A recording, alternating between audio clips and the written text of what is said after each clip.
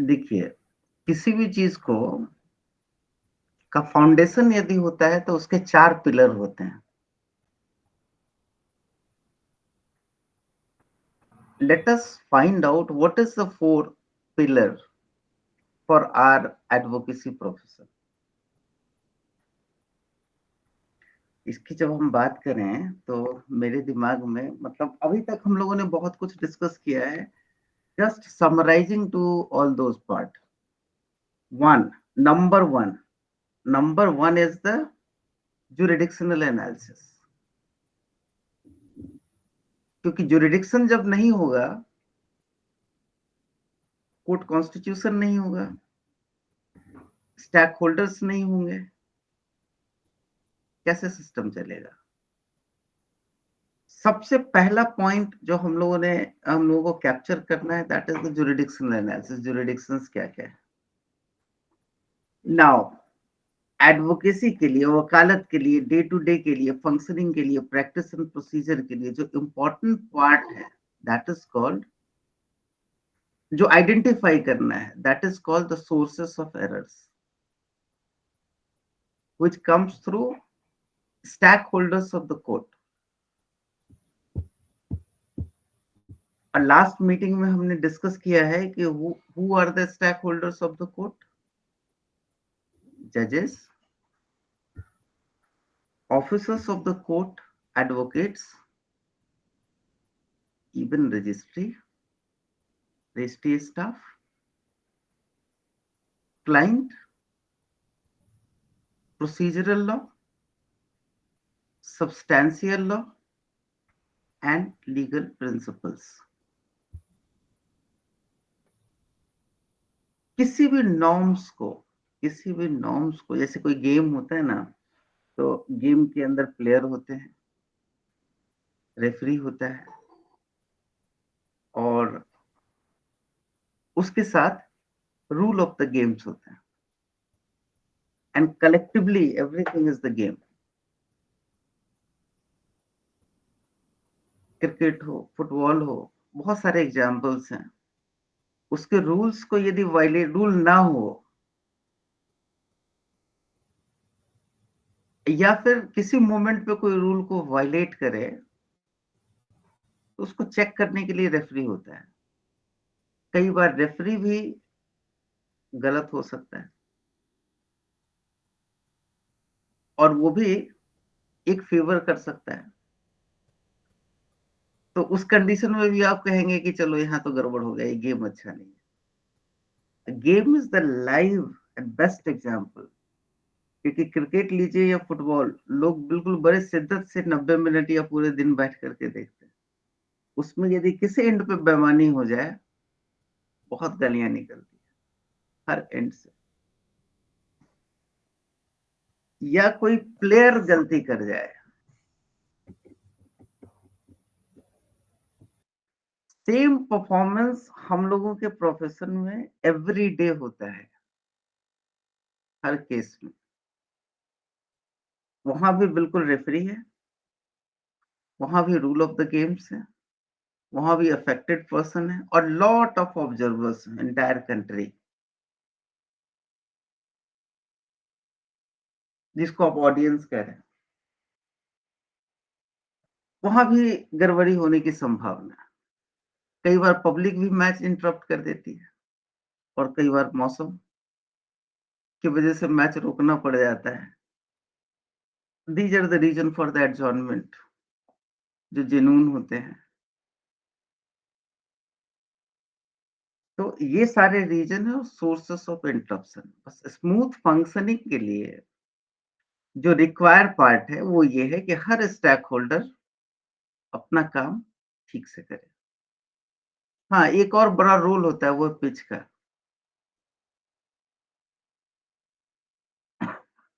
यहाँ पर किस फॉर्म का मैच कहाँ चल रहा है, गली मोहल्ले का मैच चल रहा है, या फिर डिस्ट्रिक्ट लेवल, स्कूल लेवल, या स्टेट लेवल, या नेशनल और इंटरनेशनल लेवल का मैच चल, उस हिसाब से पिच की भी तैयारी होती है, और ऑडियंस भी वेट करते हैं। मीडिया में भी चलता है बात। अपने अपने तरीके से इंटरप्रिटेशन भी होते हैं। सो सेम मोर और लेस हमारे प्रोफेशन में भी। अब क्वेश्चन ये है, सोर्स ऑफ एरर क्या-क्या हैं? कई बार जो सेटल प्रिंसिपल्स हैं, अब जरा हम एनालॉजी में अपने लीगल प्रोफेशन की बात करें, 7 स्टेक होल्डर्स हमने यहाँ पे पॉइंट आउट किया था, जिसमें टॉप पे रखा था presiding officers, that is the called the analogy में कहें तो रेफरी। दूसरी बात, officers of the court which is player in the court. आज के डेट में वो 2020 मैच होता है जिसमें कि लोग अपने प्लेयर्स को हायर करते हैं, यहाँ भी है। Lawyers are players and parties are client, जो अपने अपने प्लेयर्स को हायर करते हैं for the purpose of their own match. ये तो इंटरेस्टिंग एनालॉजी के लिए हमने इस डिस्कशन को अभी शुरू किया था, बट मोर और लेस ये गेम के साथ यदि आप मैप करें ना तो बहुत प्रॉपर्ली मैप होता है और कनेक्ट करता है प्रोफेशन के सारे स्टेक होल्डर्स को। Anyway, either this legal profession और दिस स्पोर्ट्स, आप एक सिचुएशन इमेजिन कीजिए कि यहाँ पर समवन फॉल्ट कर रहा है और मैच चलता जा रहा है, उसके बाद पब्लिक का रिएक्शन कैसा होगा?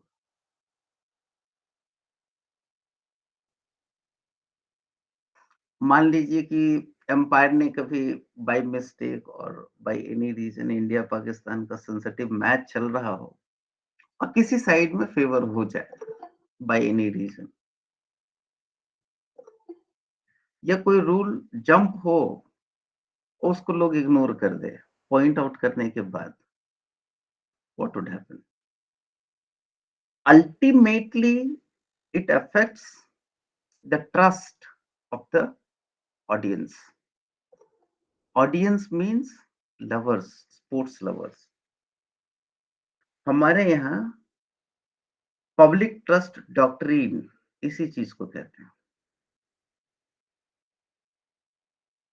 और उनका ट्रस्ट कहते हैं ना कि जस्टिस होना ही इंपॉर्टेंट नहीं है, होते हुए दिखना भी चाहिए। Mode and manner to intact the entire public trust doctrine at its own place in true लिटरनेस।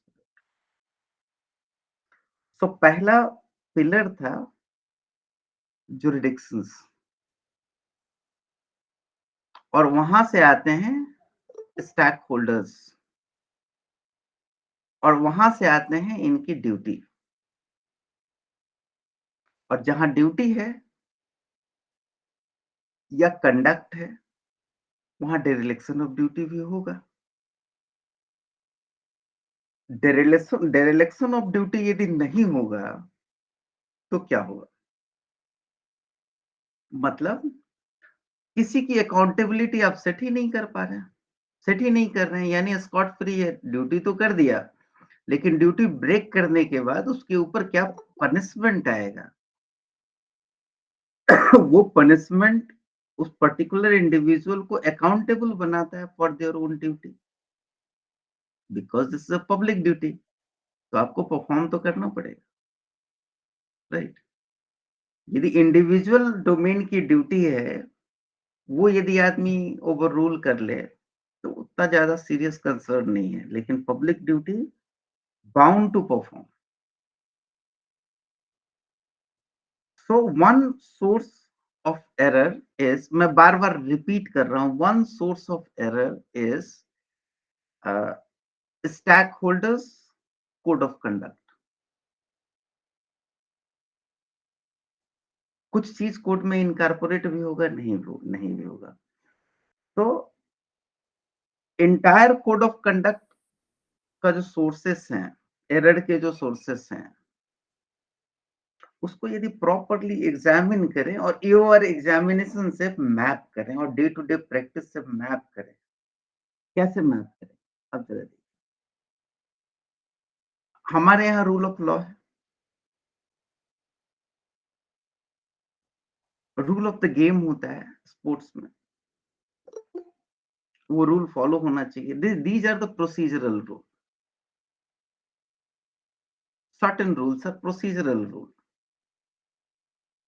Certain rules are jurisdictional rule. मान लीजिए कोई क्रिकेट मैच हो रहा हो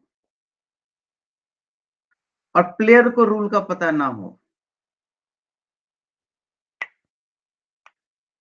रूल की गेम का पता ना, उन्हें गेम जो हो रहा है ना उसके रूल्स का पता ना हो, क्या कब वो आउट होगा, कब वो हिट विकेट होगा, किस कंडीशन में, मतलब जब बच्चे खेलना शुरू करते हैं क्रिकेट तो बहुत झगड़ा करते हैं, नहीं ये नहीं ये रूल है, ये नहीं ये रूल है, ये नहीं ये रूल है, हर मोमेंट पे रूल डिसाइड करते हैं। वहां सेटल रूल नहीं है, वो अपने हिसाब से रूल इवॉल्व कर रहे होते हैं।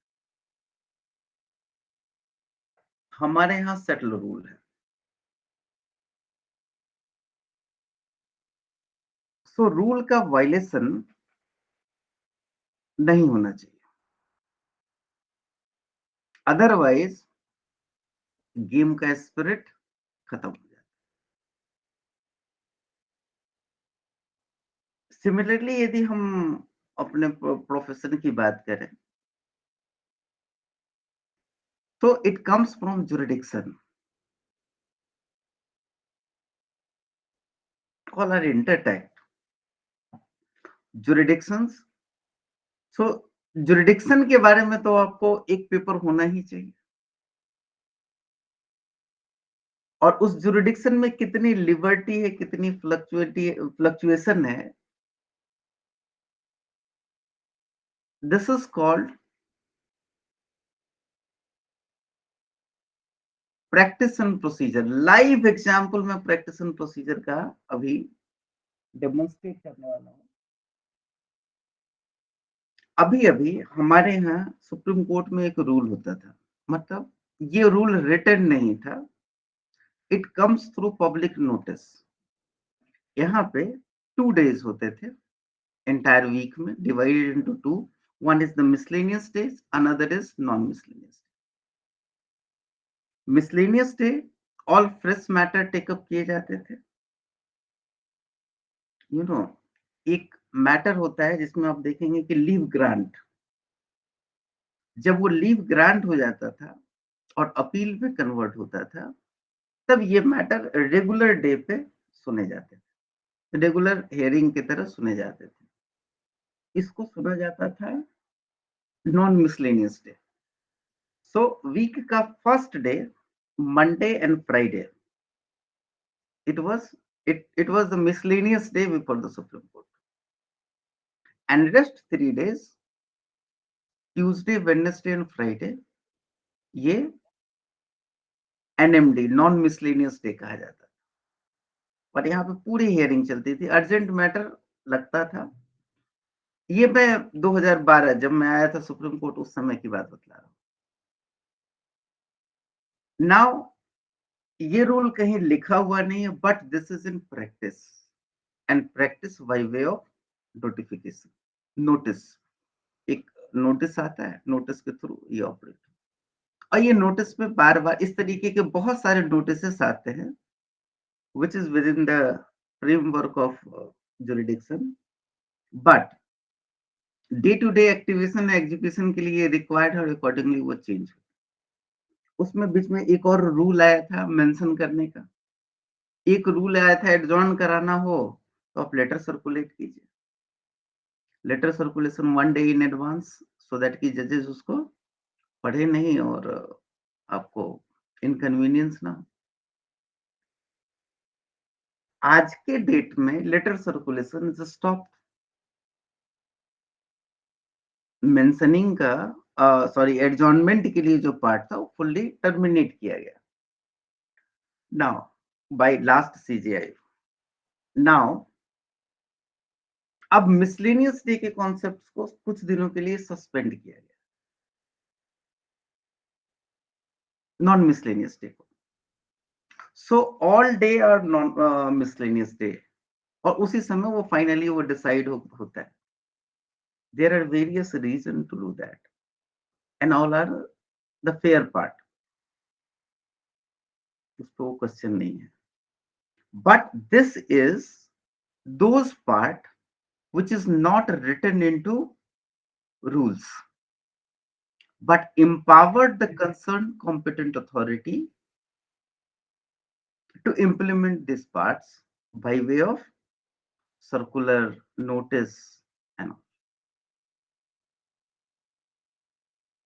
वहां रूल में वो लिखा हुआ है कि this person has hold the power to this one is the competent authority, और यहां से जो भी आएगा you are bound to follow it on accordingly system. अब डेली डेली कॉज लिस्ट का आना, एक प्रैक्टिस होता है कि 1 day advance, 2 day advance, 3 day advance और 1 वीक एडवांस, या एडवांस लिस्ट का आना, ये तो रूल में नहीं लिखा है ना, but this is authorised to someone to do that. This is day to day activity and regulation of the day to day activity, isn't it? So these are the practice part. It is also connected with the jurisdiction. So मैं सीधी सीधी बात ये कहूं, मैं advance कर रहा हूं point jurisdiction का, और उसी जुरिडिक्शन के साथ एक वर्ड और मैं ऐड करना चाह रहा था, सप्लीमेंट करना चाह रहा था, which is known as practice and procedure.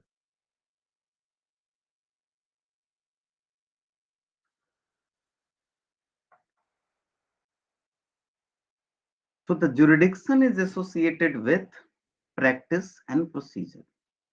Now, ये one part.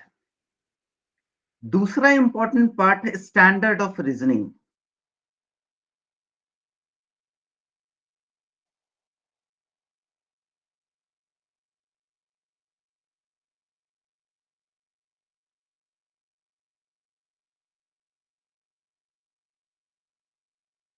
During last discussion हम लोगों ने इस बात को डिस्कस किया और समझा कि रीजनिंग जो है बहुत इंपॉर्टेंट पार्ट है to take any kind of decision for the purpose of either public domain और पर्सनल डोमेन। और यदि वेल रीजन्ड डिसीजन है, निश्चित रूप से ये बहुत अच्छी तरीके से सरवाइव करेगा, और इसमें एरर के स्कोप नहीं है ऐसा नहीं कहा जा सकता, बट बहुत मिनिमाइज्ड है ना। वेल कंसीडर्ड डिसीजन, चाहे हर एक के घर में शादी ब्याह का फैसला हो, और या फिर जमीन खरीदने का फैसला हो, या कहीं जाने का फैसला और किसी से मिलने का फैसला। फैसला मीन्स फैसला, या किसी डिस्प्यूटेड इश्यूज पे फैसला देना हो, यदि ये फैसला वेल रीजन्ड है किसी भी एंड पे, तो फैसला रिस्पेक्टेबल होता है। और यदि वो फैसला and acceptable, not only respectable, acceptable bye all, public at large and all. So the standard of reasoning, उसकी जो बेसिस है ना, वेल रीजन्ड है ना, वो रीजनिंग है। किस रीजन, क्यों क्यों वो फैसला लिया गया। Even cricketers coming on pitch, वो भी फैसला लेते हैं, लेकिन वो बड़ा इंस्टेंट फैसला लेते हैं। बॉल को मारना है, हिट करना है, उन्हें फ्रैक्शन ऑफ टाइम में वो फैसला लेते हैं। All about the game, live activity of जहां भी है, चाहे इन्वायरमेंट की हो, या ह्यूमन लाइफ की हो, या कैरियर की हो, what ever it may be, what ever it may be, बहुत ब्रॉड सेंस में मैं बात कर रहा हूँ, वहां पे डिसीजन आपको लेना पड़ेगा फंक्शनिंग के लिए। इवन स्कूटर चलाते समय, कार चलाते समय, वहां भी आपको हर मोमेंट पे डिसीजन लेना पड़ेगा। यदि आप डिसीजन लेना बंद कर दें, सब कुछ मैकेनिकल हो जाए, तब वो लाइफ नहीं रहती। अनसर्टेनिटी लॉस्ट होता है, सर्टेनिटी पिक्चर में आता है और उसका जो लाइवनेस है ना वो लॉस्ट होता है। मैं यहाँ पर ये कहना चाहता हूँ, हर मोमेंट पे जो डिसीजन लिया जाता है, यदि डिसीजन वेल रीजन्ड हो और डिसीजन लेने वाला जो है ना, उसके साथ एक चीज और इंटैक्ट होता है, उसका एक्सपीरियंस। फॉर एग्जाम्पल कार चलाने आप जाएं, एक न्यू कमर फर्स्ट टाइम रूल समझ करके लर्नर आया है और एक वो है जो एक्सपर्ट है, दोनों के डिसीजन लेने की कैपेसिटी डिफरेंट होगी with in the rule, with in all the framework of rule. एक एक्सपर्ट क्रिकेटर क्रिकेट खेलने जाए, एक लर्नर क्रिकेट खेलने जाए, तो वहां डिसीजन का फर्क पड़ता है और एक डिसीजन गलत होना रूल के हिसाब से आउट कर सकता है, आउट ऑफ द गेम, है ना। तो स्टैंडर्ड ऑफ डिसीजन हमारे जजमेंट का भी बहुत बड़ा हिस्सा है। इवन लॉयर के एंड पे इंस्टेंट डिसीजन लेना लाइव, आप लोगों ने यदि नहीं सोचा है तो प्लीज इस पे थोड़ा कंसीडर कीजिएगा कितना जरूरी है। During the argument, after the argument, during interaction with the client, even though यदि मैं अकेले में बैठ करके कोई जजमेंट भी पढ़ रहा हूं तो वहां भी मैं रीजनिंग को एग्जामिन करता हूं और जजमेंट को एग्जामिन करता हूं, इम्पुंग्ड ऑर्डर को एग्जामिन करता हूं कि यहाँ पर क्या गलत, विथ सर्टेन रीजन। इम्पुंक्ट ऑर्डर को जब हम डिस्कस करने बैठते हैं तो वहां भी एक सर्टेन रीजन एग्जामिन करते हैं, रीजन प्रॉपर है या नहीं, और यदि वो इम्प्रॉपर है तब वो इम्पुंक्ट ऑर्डर या जजमेंट चैलेंजेबल है। वही चीज हम पॉइंट आउट करते हैं during the drafting. So decision का भी इम्पैक्ट यदि हम देखें तो उसका भी बहुत ब्रॉडर है, थ्रू आउट है, लाइव है, एवरी मोमेंट पे है और बहुत सारे स्टेक होल्डर्स, स्पेशली आपका। सो बहुत सारे स्टेक होल्डर नहीं, almost all stakeholders of the court is every day facing the challenges of taking proper and improper decisions, isn't it? तो डिसीजन के स्टैंडर्ड को, डिसीजन को प्रॉपर या improper करने के लिए जो बेसिस है, and that basis is the reasoning. और उस रीजनिंग का स्टैंडर्ड एक फॉर्मेट है कि ये होना चाहिए, ये नहीं होना चाहिए एज पर रूल। जैसे एम्पायर का डिसीजन, ये या ये मैटर करता है।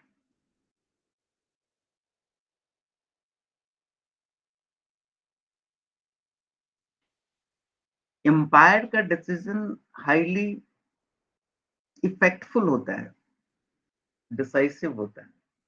यदि वो गलत उठ गया ना, बहुत तरीके से फ्रस्ट्रेशन होती है, एक एंड को या एक ग्रुप को, एक लार्ज ग्रुप को। यहाँ हमारे यहाँ एम्पायर है जजेस and these are impartial ideally, और इनका डिसीजन रिकॉर्ड होता है इन टर्म्स ऑफ जजमेंट।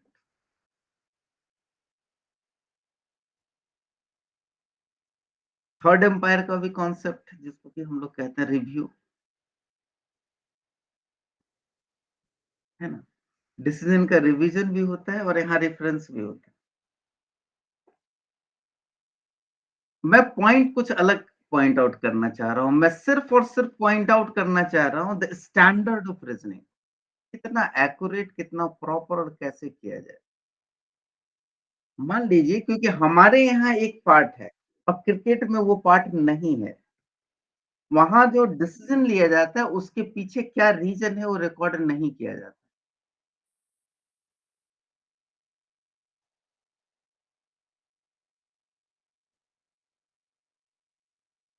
और हमारे यहाँ जो कुछ भी कम्युनिकेट किया जाता है, what ever it may be, everything is being recorded on record. For example जजेस जजमेंट लिखते हैं, विदाउट रीजनिंग एनी जजमेंट आपके हाथ में आ जाए, आप क्या कहेंगे उसको? ये जजमेंट सस्टेन नहीं करेगा। आप ड्राफ्टिंग करते हैं और ड्राफ्टिंग करते समय आप प्रेयर कहते हैं मुझे ये चाहिए। क्यों चाहिए भाई? क्या आप उसको ग्राउंड पे मेंशन नहीं करते? दैट इज द रीजनिंग ना। और यदि आप वहां मेंशन ना करें, ऑन रिकॉर्ड ना लाएं, कोई कोर्ट आपको सुनेगा? नहीं सुनेगा। आप जो कुछ भी रिटन कम्युनिकेशन करते हैं या फिर आप जो कुछ भी नॉन वर्बल कम्युनिकेशन और वर्बल कम्युनिकेशन करते हैं टू द कोर्ट और विद द पब्लिक, वो भी ऑन रिकॉर्ड होता है। वो स्कोप है आपके लिए थोड़ा सा, but that is also part of reasoning. वो साइलेंट रीजनिंग है। आर्गुमेंट के समय पे आपके पास जो रीजनिंग होता है वो होता है आपका कंडक्ट और code of conduct. Code of conduct वो स्टैंडर्ड पार्ट है जो लेट डाउन है, minimum you need to follow. और कंडक्ट वो पार्ट है जो every individual is following, doing, executing. तो conduct and code of conduct में डिफरेंस है। कंडक्ट इंडिविजुअल सेंट्रिक है, day to day activity centric है, and code of conduct procedural rule centric है कि ये आपको मिनिमम करना ही करना है। You can not violate that code. So the point जो मैं आपको मेड आउट करना चाह रहा हूं, whatever is the decision, यहां भी स्कोप है आपको कि आप रीजन रिकॉर्ड ना करें बट अनरीजनड ना हो, लेकिन वो बहुत लिटिल स्कोप है। But most of the time आप उसको रीजन सपोर्टेड कम्युनिकेशन करते हैं और वहीं पर आप स्ट्रिक्ट रहते हैं। That is called the pleading, which is the part of drafting. So reasoning is properly established in the drafting. So reason तो आपको रिकॉर्ड करना पड़ेगा कि क्यों आपको ये प्रेयर चाहिए।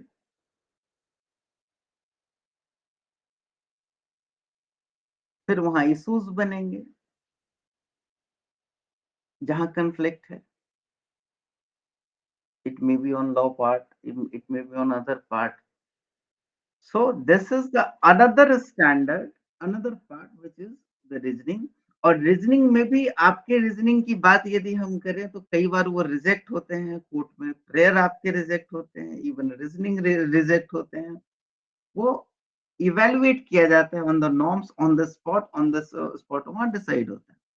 But certain reasoning is being survive और वो लंबे समय तक चलता है, और that reasoning is recorded by the जजेस, specially for the supreme court and high court जजेस। वैल्यू तो ट्रायल कोर्ट के ऑर्डर की भी है, क्योंकि चैलेंज तो वो ही यहां तक होता है। सो डिफरेंट, थोड़ा थोड़ा डिफरेंसेस और चेंजेस होते हैं। तो द स्टैंडर्ड ऑफ रीजनिंग मतलब जितना होना चाहिए वो ऑप्टिमम हो, दिस इज गुड। यदि वो लैकिंग हो या बहुत ज्यादा हो, that is again not good. So we will centrally focus on the reasoning. So entire leading cases is the reasoning centric part for our examination. और सिर्फ रीजनिंग बेसिस पे ही हम एनालाइज करते हैं। आप किसी साल का क्वेश्चन उठा करके देख लीजिए, किसी साल का क्वेश्चन उठा करके देख लीजिए, लीडिंग केस का, किसी भी केस से रिलेटेड क्वेश्चन हो, क्वेश्चन का जो एसेंस है ना, वो आपको पूछेगा कि रीजनिंग का ये पार्ट है या नहीं, या क्या रीजनिंग है ये आप बता दो। वो इंफॉर्मेशन नहीं पूछते हैं आपसे, यही रीजनिंग के थ्रू प्रिंसिपल्स इवॉल्व होते हैं, legal principle, jurisprudential principles and values, वो इवॉल्व होते हैं जो आगे चल करके वो नॉर्म्स बनते हैं। तो रीजनिंग का 2 हिस्सा हमने अभी डिस्कस किया है और 3 हिस्सा हमने डिस्कस किया है। थोड़ा सा मैं वापस उसको तीसरे हिस्से पे मैं चला जाऊं और इवन चौथे हिस्से पे रीजनिंग का। रीजनिंग को हमने ये कहा है कि रीजनिंग मस्ट बी रिकॉर्डेड। तो दो one part is the recorded reasoning और another part is non recorded reasoning. Recorded reasoning को यदि हम 2 पार्ट में बांट दें तो one part is the judgments, reasonings recorded by the presiding जज, और दूसरे पार्ट्स में हम कहें प्लीडिंग्स या draftings, reasoning recorded by lawyers.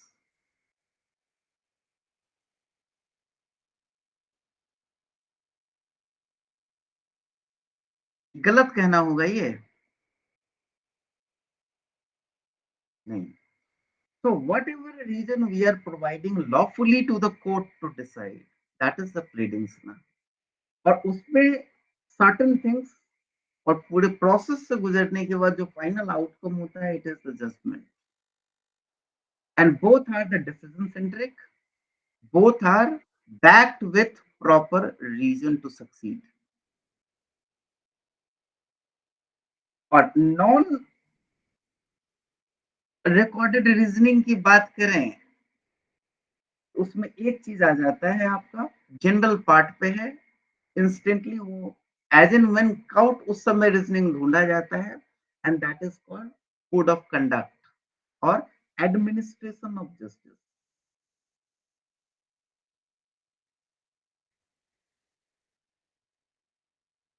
और इसके रूल्स में आ जाएंगे आपको code of conduct, contempt of court and वगैरह वगैरह वगैरह। तो दूसरा पॉइंट जो हमने यहाँ पे पॉइंट आउट किया है, तो 3 पेपर डायरेक्ट आपका यहाँ से कनेक्टेड है। What left? चौथा, jurisdiction and practice and procedure. तो वहां पर हम रीजनिंग नहीं, प्रॉपर सेटल्ड प्रोसीजरल लॉ है उसको फॉलो करते हैं, वो jurisdiction. Everything is confined with in the jurisdiction. So 2 pillar जो मैं एस्टेब्लिश करना चाह रहा था, one was the jurisdiction and another was the reasoning. और आपने देखा कि इसका इम्पैक्ट कहाँ, कैसे और कितना है, कैसे कैसे ये पास होता है, कैसे कैसे हम इसको एक्सरसाइज में लाते हैं। थर्ड पार्ट इज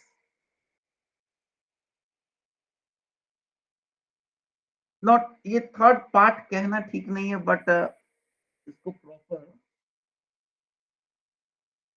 ये कहें कि एक्सरसाइज करने के लिए, मतलब प्रैक्टिस एक्सरसाइज करने के लिए। और एक पर्टिकुलर पार्ट पे यदि हम फोकस करें, ड्राफ्टिंग की बात करें, तो इसके एक सर्टेन इंग्रेडिएंट्स, ड्राफ्टिंग पे थोड़ा सा और डिस्कस कर लेते हैं। एक सर्टेन इंग्रेडिएंट्स हैं, कोई भी ऐसी ड्राफ्टिंग एग्जिस्ट नहीं करेगी, फॉर्मल ड्राफ्टिंग की बात नहीं करो, it is a communication between court and, it is a communication between the court and client through lawyer। Drafting में बिना प्रेयर की कोई ड्राफ्टिंग हो सकती है क्या?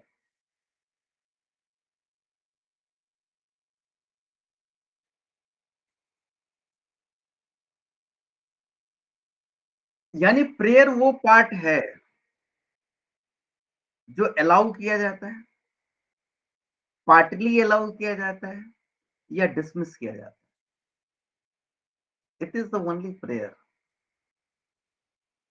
It should be most specific.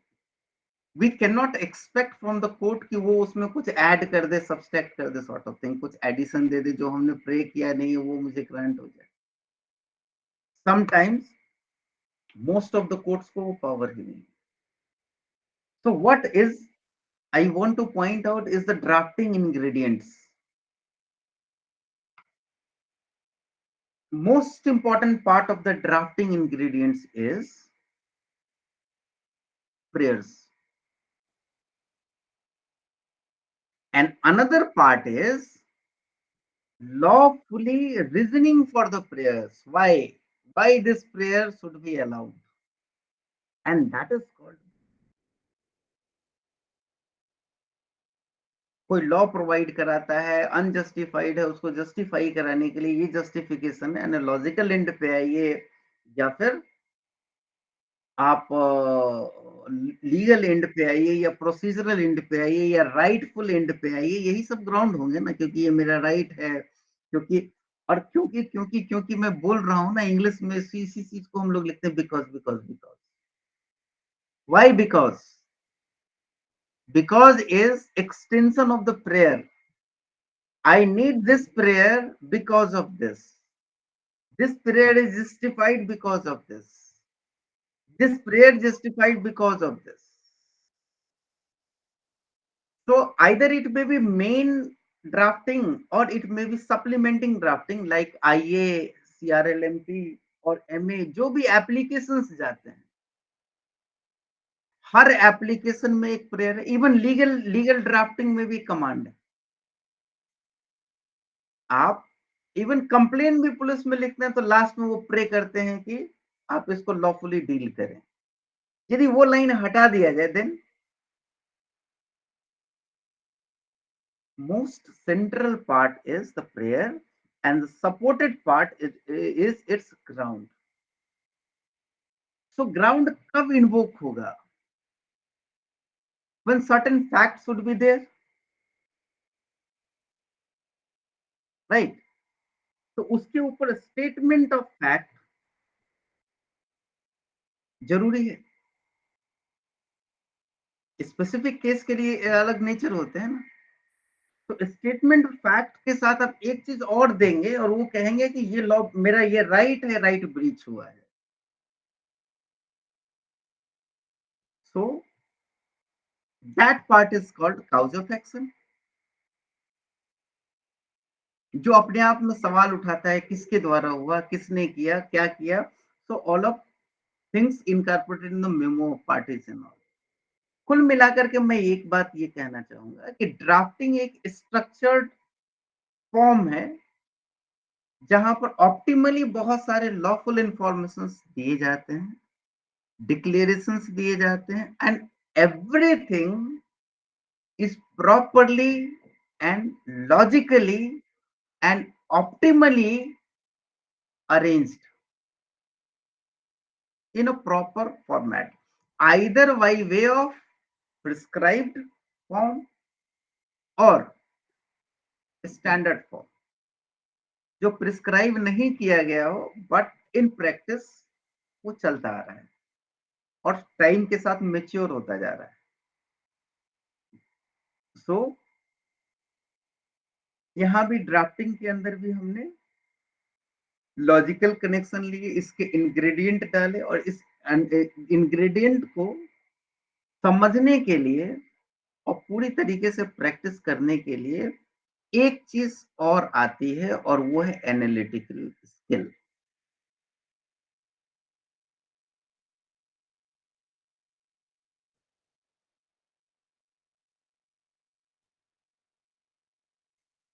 ये बहुत इंपॉर्टेंट पार्ट है जो आपको गली मोहल्ले के क्रिकेटर से लेकर के वर्ल्ड क्लास क्रिकेटर में ट्रांसफॉर्म करता है। एक बच्चा जो घर में क्रिकेट खेलता है और वो बड़ा होने के बाद मैच्योर होता है, it comes through your own experience और अंडरस्टैंडिंग। तो जब जब कभी भी हम किसी चीज के अंडरस्टैंडिंग और डिफरेंसेस को एक्सप्लेन करना शुरू करते हैं, उस समय पहले हमको समझना पड़ता है और उस एनालिटिकल स्किल्स जो है ना, वो साइंटिफिक टेम्परामेंट है जिसके तहत आप एनालाइज करते हैं कि चलो यहाँ ये है इसलिए ये होगा, ये है, मतलब यू नो। तो at particular point of time you are evolving your reasoning unconsciously. Instant decision, जैसे मैंने क्रिकेट में बोला ना, बड़ा ही इंस्टेंट डिसीजन लिया जाता है। तो वो इंस्टेंट डिसीजन की जो क्वालिटी है, it's comes through the analytical. हमने एक डिस्कशन में एक चीज डिस्कस किया था कि समवन सेड कि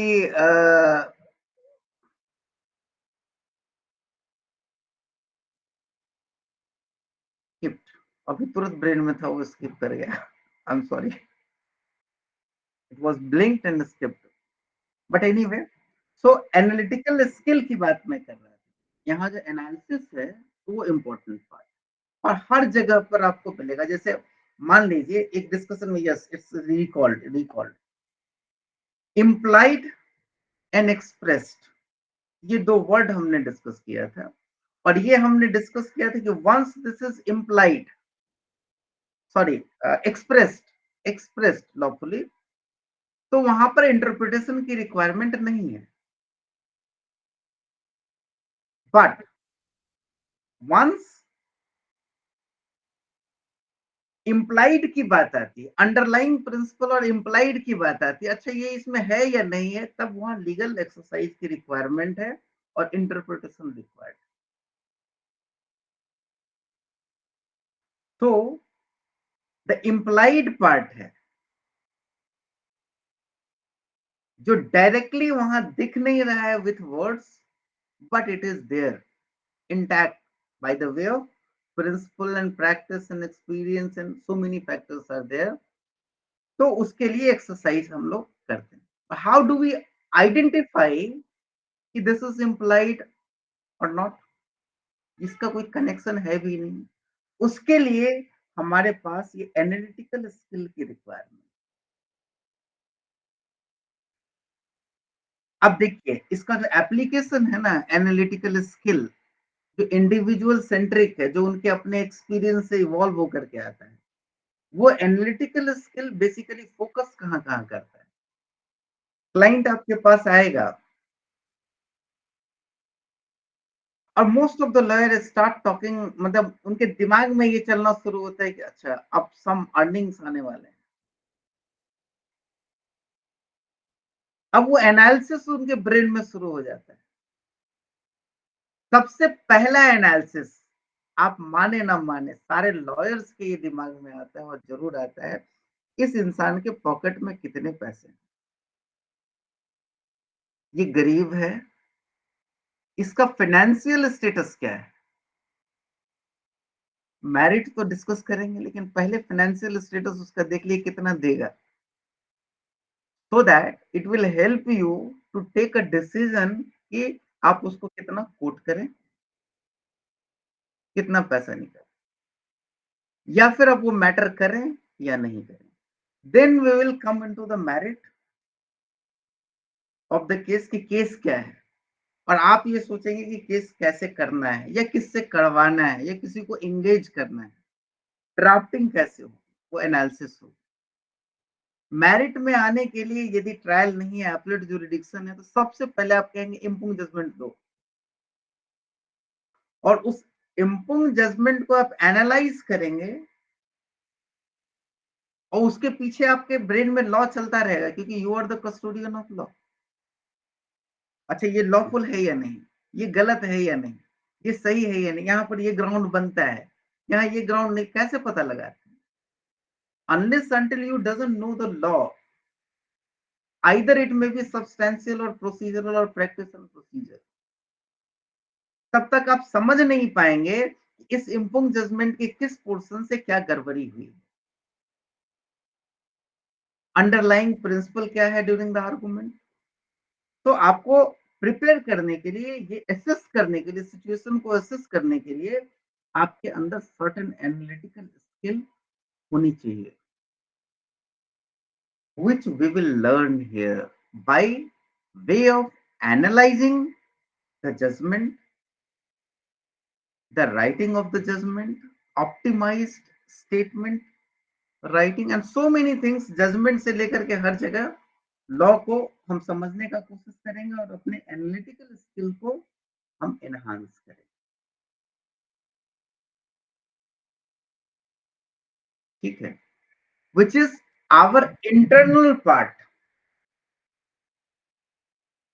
वो जो मुझे डिसीजन लेने में हेल्प करता है, this is analytical. And fourth important part and the most important part of this profession is as a lawyer, which is effective communication skill.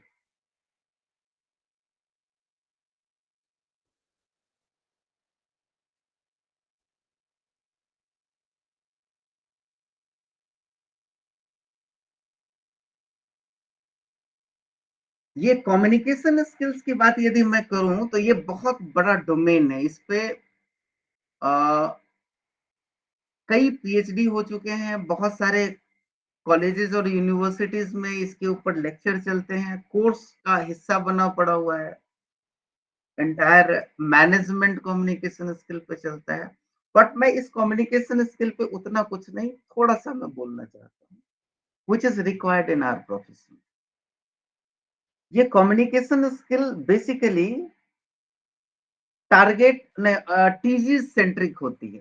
टीजीज means targeted group. अब जरा समझिए, टीचर यदि होता है तो उसके सामने स्टूडेंट्स होते हैं, दो दोस्त बात कर रहे होते हैं तो दोनों आमने सामने communication mean exchange of intention, exchange of ideas between two entity. इसके लिए 90% कम्युनिकेशन का जो मोड है, मोड की बात करें कम्युनिकेशन का, तो इट इज रिटन। रिटन में भी बहुत सारे रिटन है, लेकिन लीगल राइटिंग बिल्कुल एक स्पेशल डोमेन में स्पेशलाइज पार्ट है। तो जितनी भी कम्युनिकेशन है, ड्राफ्टिंग है, जजमेंट है, एक एक एप्लीकेशन है, सबके लिए आपको राइटिंग की जरूरत पड़ेगी। क्या लिखना है, नहीं लिखना है, कितना स्ट्रक्चर्ड वे में जाना है, these are the communication skill. अच्छा, दूसरा ये है, नॉन रिटन कम्युनिकेशन की बात करें तो वो आ जाएगा वर्बल। आप क्या बोलते हैं, कितना बोलते हैं, कैसे बोलते हैं, क्या बोलना है, क्या नहीं बोलना है, this is the verbal communication. Court में आप खड़ा होकर के कुछ वर्ड को गलत तरीके से यदि आप बोल दें, कंटेम्प्ट का मैटर बन जाएगा। फुल स्टॉप कॉमा की शिफ्टिंग कर दें, डिजास्टर बनता है। सो this is your verbal communication, that is in terms of हम कहें तो आर्गुमेंट है। आज के डेट में इन दोनों के बीच एक नई चीजें आ गई हैं, रिटन आर्गुमेंट। मैंने समराइज करके आप दीजिए कि आप कहना क्या चाह रहे हैं। तो this is argument centric, a code of conduct centric, simply. And third language is non-verbal communication. आप कोर्ट में बैठ करके आप कुछ मत बोलिए, सिर्फ अब फिर भी आप चिढ़ाने के आपके पास 100 रास्ते हैं, या प्लेस करने के 100 रास्ते। आपका वेल ड्रेस्ड अप अपीयरेंस भी आपके बारे में कुछ कम्युनिकेट करता है।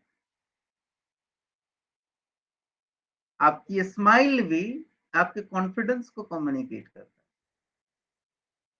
और वो कम्युनिकेशन कर देता है और सामने वाला मैसेज रिसीव करता है। तो fourth important pillar is effective communication skill. इसके भी वेल स्टैंडर्ड साइंस है, नॉर्म्स है, रूल्स है, बट वो आपको अपना अडॉप्ट करना है और उसको एक्सरसाइज करना है। सीनियर के साथ बात करें से आप उसके साथ क्या बोलते हैं, जिसको मोड मैनर एंड डिसिप्लिन भी कहते हैं, which is non verbal communication, और everyone is being observed in our profession. जजेस भी, हर एंटिटी एक दूसरे को ऑब्जर्व करता है, और सोसाइटी भी साथ में।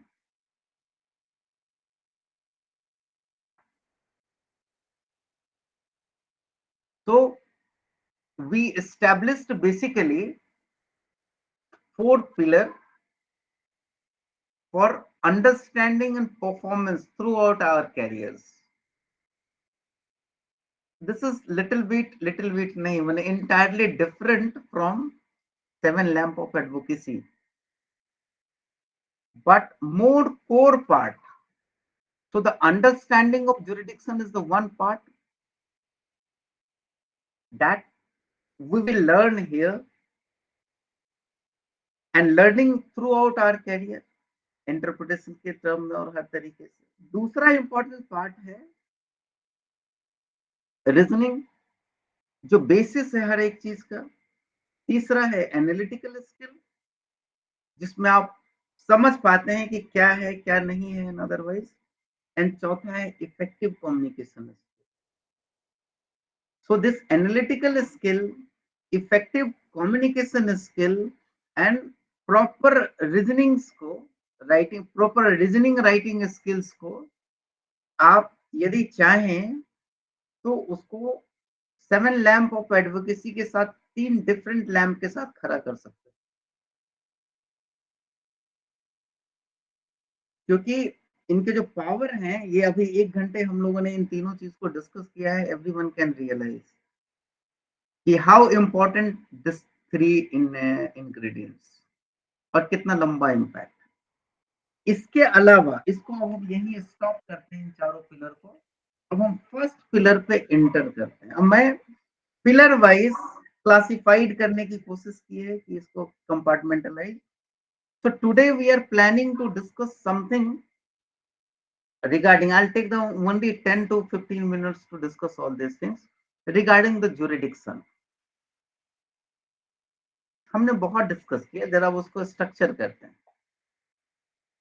There are certain types of jurisdiction, जिसको आप ये कहेंगे original jurisdiction, appellate jurisdiction, review jurisdiction, revision jurisdiction, reference jurisdiction, extraordinary jurisdiction, extraordinary original jurisdiction, extraordinary appellate jurisdiction, inherent jurisdiction. These are the jurisdiction. What is this jurisdiction?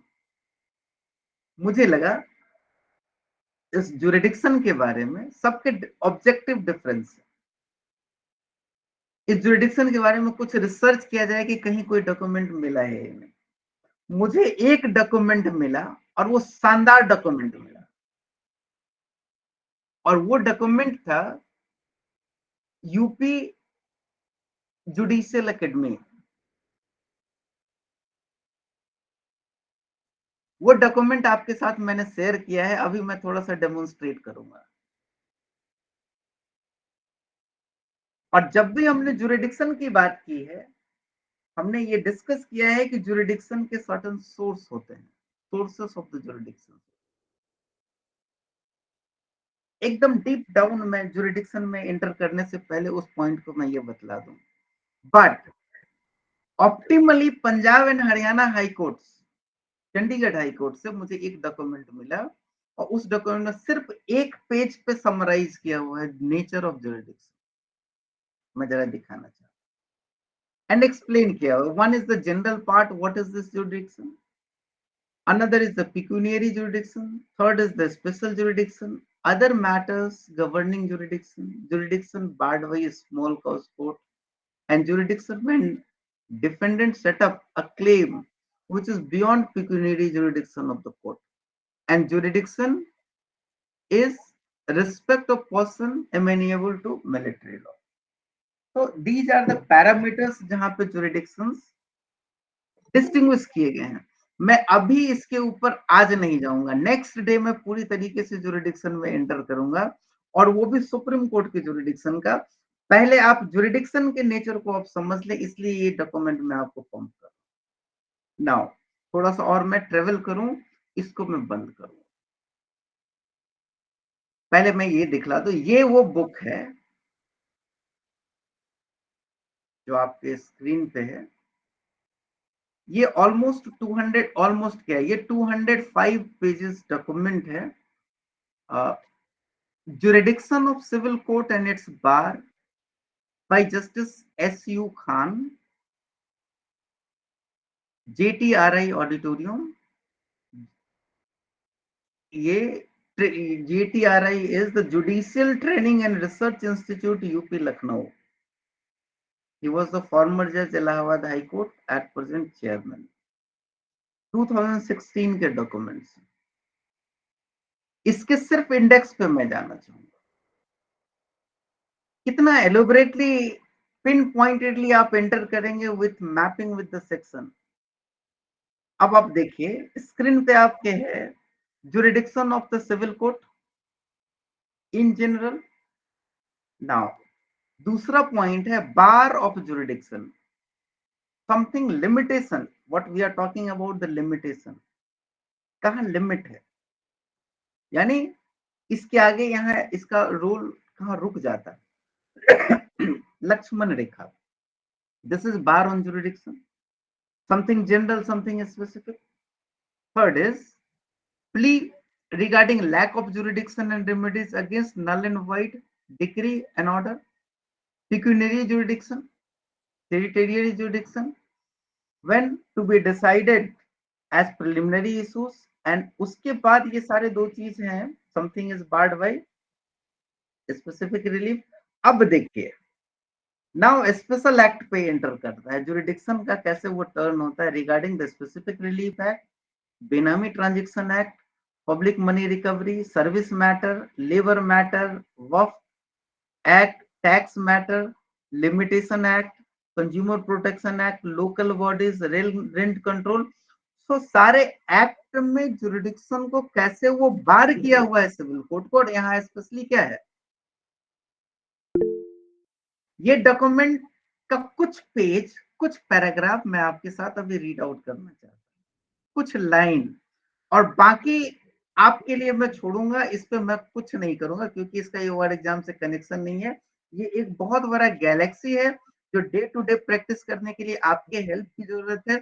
मुझे सिर्फ जुरिडिक्शनल part को connect करना है, क्योंकि जब भी जुरिडिक्शन हमने शुरू करने हैं तो वहां पर बहुत सारा चीज हम डिस्कस करेंगे। नंबर वन, स्कोप एम्बिट तो हम जरूर डिस्कस करेंगे, कहां से आता है, कैसे आता है, क्योंकि हमने इसको एस्टेब्लिश किया हुआ है कि इसी सारे पैरामीटर्स पे हम एनालाइज करेंगे ना, इसका स्कोप कितना है, दो के स्कोप के बीच क्या डिफरेंस है, यही करेंगे ना। पहले तो इसका स्कोप समझे, एम्बिट समझे, इसके लिमिटेशंस को समझे,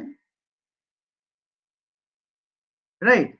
सो वो जो तीन चार चीजें जो हमने बार बार पॉइंट आउट की है, ये सारे स्केल हैं, इसी स्केल पे हम इसको मेजर करेंगे और इवेलुएट करेंगे और एनालाइज करेंगे। So these are the part of analytical tools.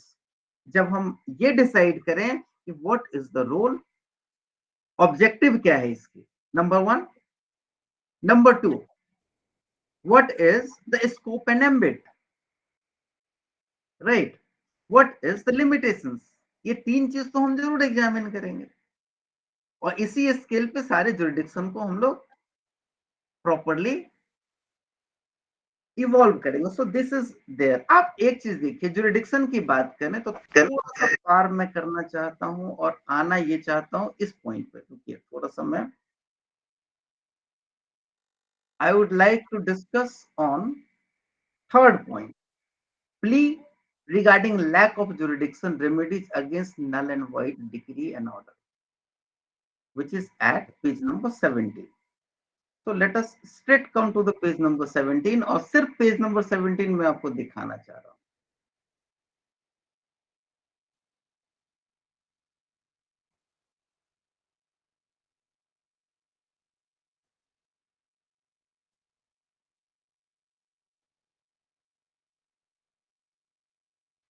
This is the page number 17.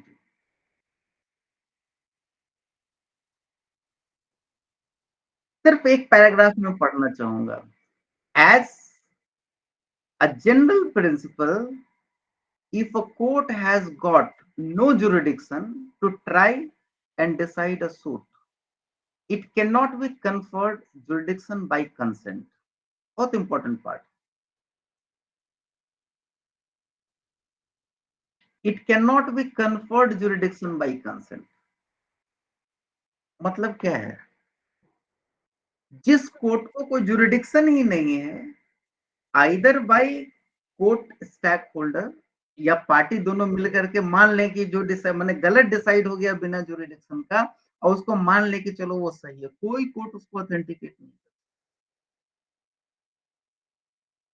वो नल एंड वाइड है और है, करेक्शन उसका हो ही नहीं सकता। आप देखिए यही चीज लिखा हुआ है, it can not be conferred jurisdiction bye consent either expressed और इम्प्लाइड, ब्रैकेट को मैं नहीं पढ़ रहा हूँ।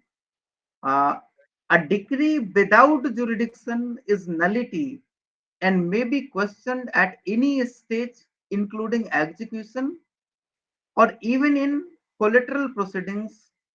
और इसके लिए एक जजमेंट दिया हुआ है, किरण सिंह वर्सेस चमन पासवान, इंपॉर्टेंट जजमेंट है, इसको आप लोग नोट कर सकते हैं, किरण सिंह वर्सेस चमन पासवान, AIR 1954 SC 340। और इसी जजमेंट का ये देखिए पैरा 6, यहां से para 6 of Kiran Singh, it was held following.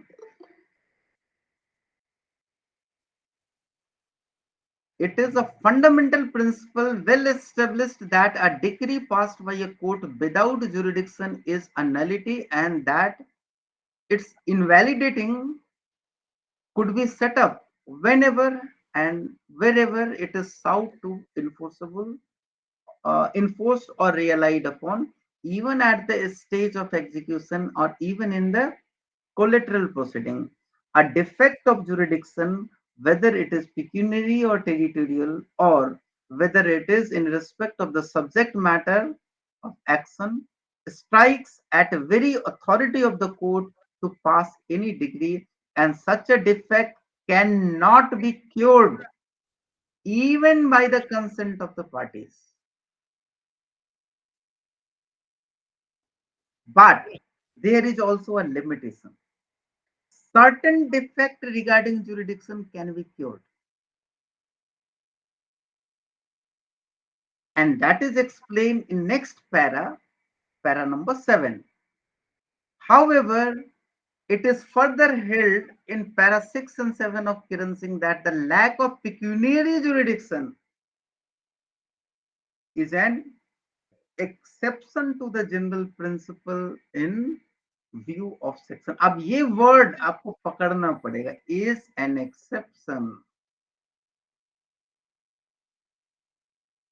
to the general principle view of section 11 of Court Fee Act, and a decree suffering from such a defect is not to be treated as what it could be, but for the section null and void। तो ये extension थोड़ा confusion को attribute कर दिया है आपके, but don't worry, this is the only our job, create confusion और remove confusion.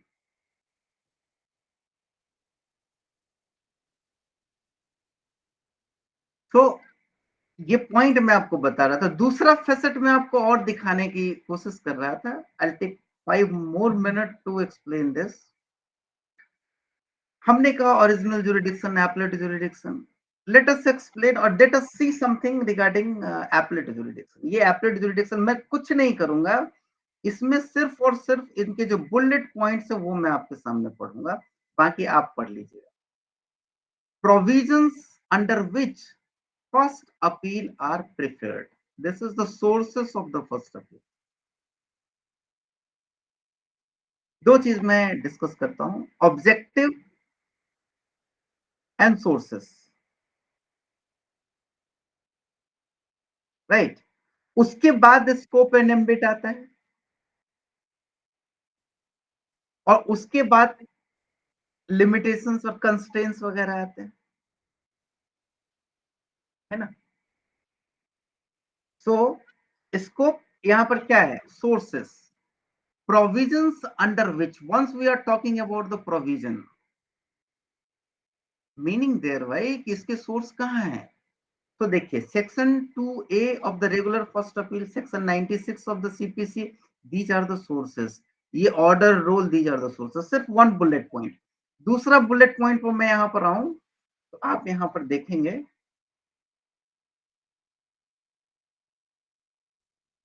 यहां है अपील मेंटेनेबिलिटी के क्या कंडीशंस हैं? पॉइंट 2 पे मैं सीधा आऊं।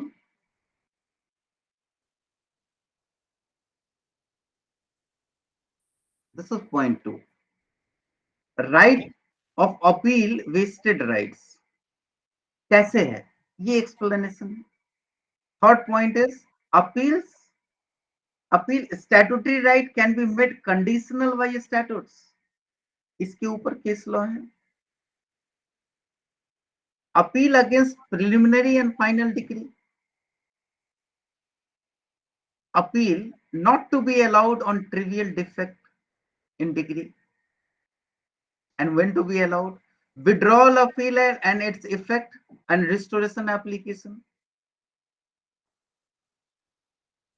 Appeal against decree, challenge to other order.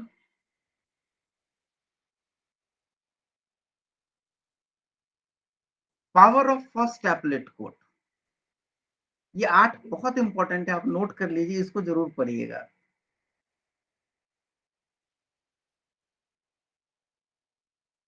Subsequent event of fact and law, subsequent event, वो नया फैक्ट आ रहा है, नया लॉ इवॉल्व हो रहा है, उस कंडीशन में कैसा क्या होगा।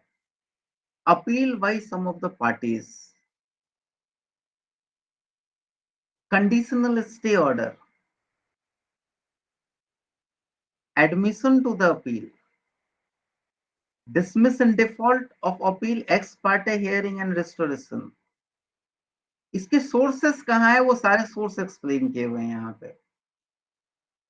Removal, sorry, remand to be avoided, cross objection whether necessary.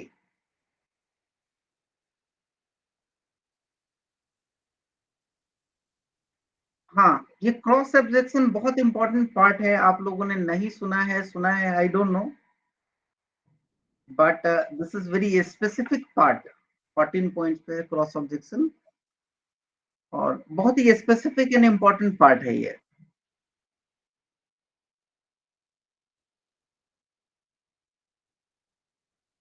Next, come to the additional evidence, appellate stage पे। What law provided, what case law says, how to write judgment and discuss evidence. This is the most important part. क्या होना चाहिए? This is connecting with us to standard of reasoning.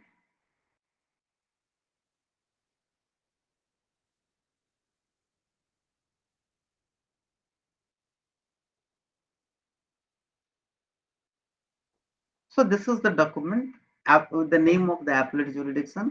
This is the important part for everyone. आप लोग देखिए इसको, क्योंकि appeal के कितने फैसेट हैं, क्या इफ्स एंड बट्स हैं, वो निकाला हुआ है। This is again came from the judicial academy. ये सारी बातें जो जजेस ट्रेंड होने के लिए जाते हैं उनको पढ़ाई जाती है। सो आप भी इसको समझिए, और ये बहुत जरूरी है इफ्स एंड बट्स को समझना, सो दैट कि आपकी और जजेस की ट्यूनिंग इंप्रूव करे in the interest of proper administration of justice.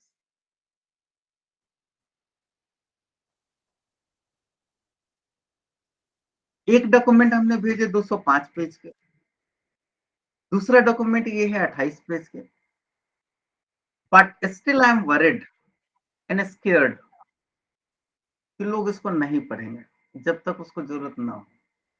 Then I thought कि एक 2 पेज का भी डॉक्यूमेंट आना चाहिए, सो दैट कि people can study it.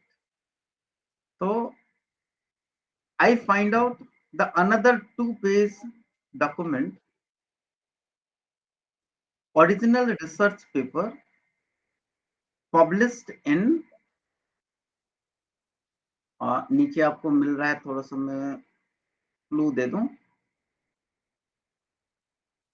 worldwidejournals.com।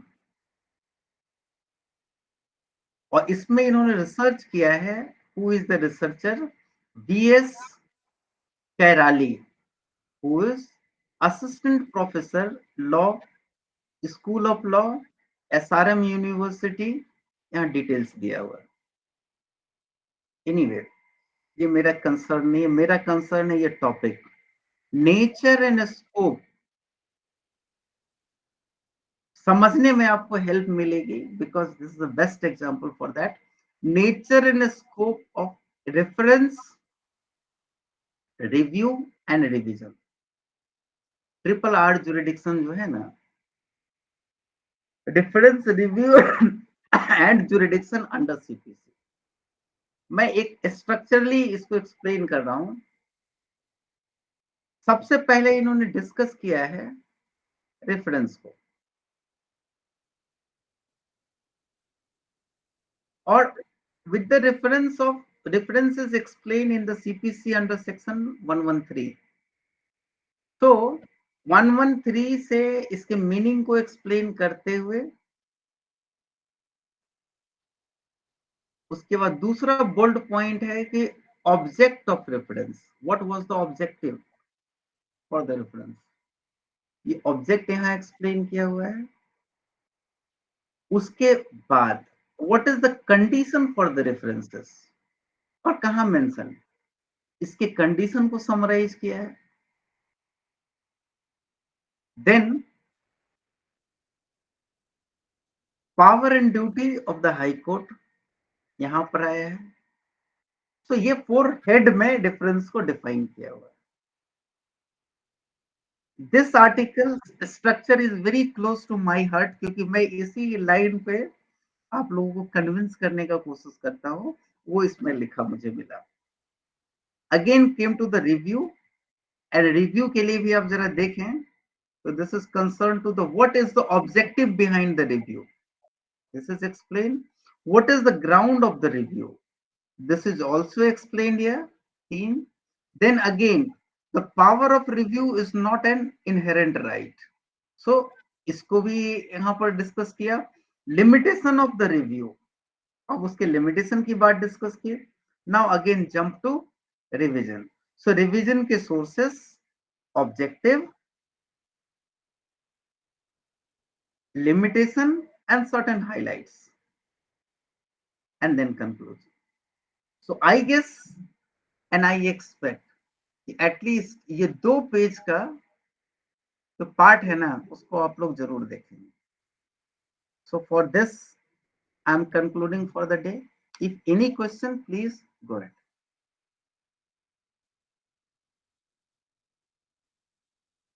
Om Prakash. Thank you very much sir. Thank you very much sir.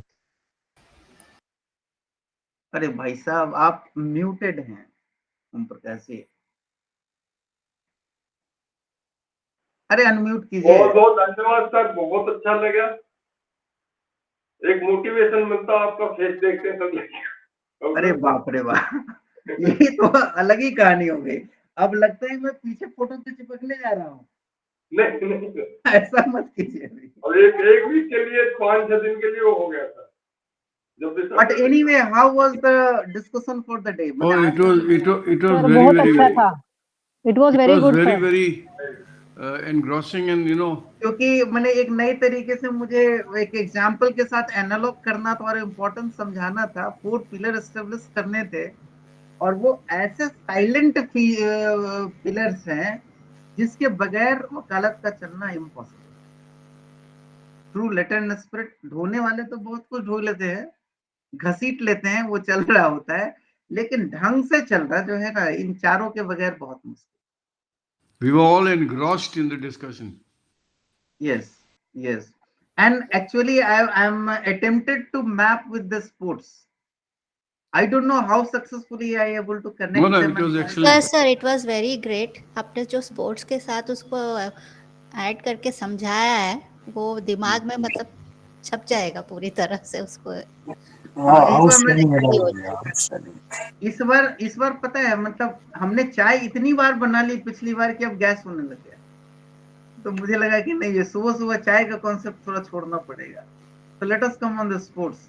तो sports और yoga में हमें एंटर करना पड़ेगा ताकि we can connect to each other.